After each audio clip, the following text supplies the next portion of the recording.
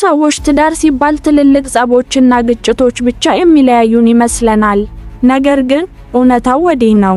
ትዳርን የሚንዱት በየቀኑ የምናደርጋቸው ትናንሽና ድምፅ አልባ ስህተቶች ናቸው። በዛሬው ቪዲዮችን ትዳርን የሚጎዱ 7 ዋና ዋና ነገሮችን እና እንዴት ልናስተካክላቸው እንደምንችል እናያለን። ለቻናላችን አዲስ ከሆናችሁ ሰብስክራይብ በማድረግ ቤተሰብ ይሁኑ። ወደ ነጥቦቹ እንለፍ። አንደኛ፣ የሶስተኛ ወገን ጣልቃ ገብነት ነው።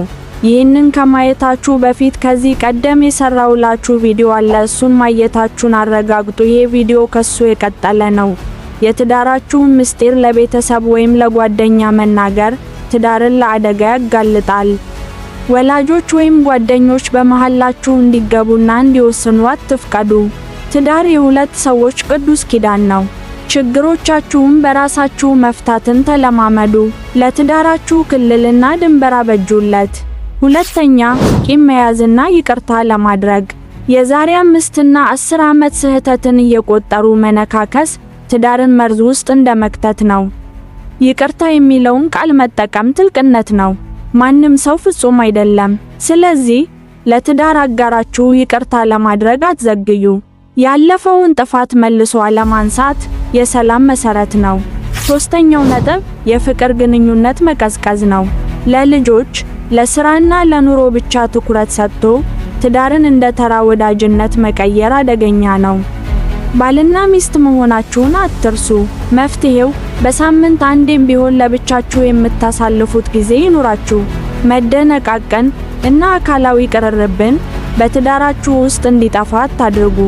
አራተኛው ነጥብ የትዳር አጋርን ከሌላ ሰው ጋር ማወዳደር ነው።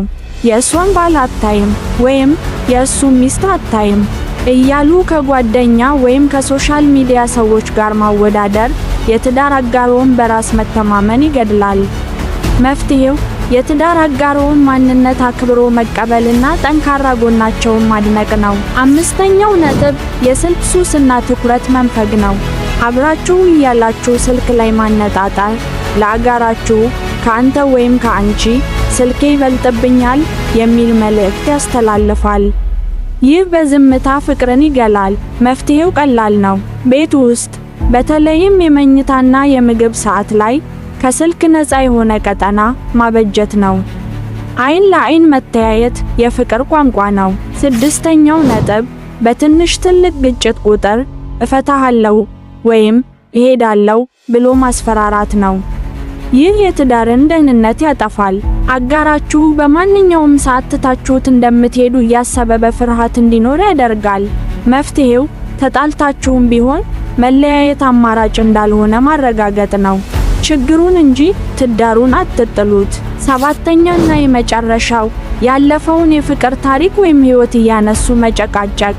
ድሮ እኮ እንዲህ ነበርክ ወይም ስለ ቀድሞ ፍቅረኛ እያነሱ ማውራት ዛሬን ያበላሻል። ትዳር የዛሬና የነገ ጉዞ ነው።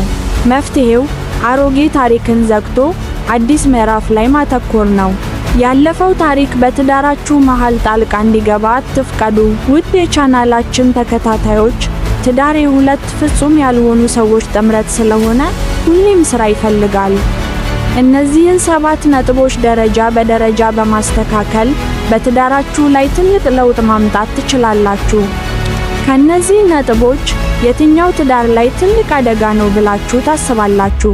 ኮሜንት ላይ ጻፉልን። ይህ ቪዲዮ ጠቃሚ ሆኖ ካገኛችሁት ላይክ ማድረግዎን አይርሱ።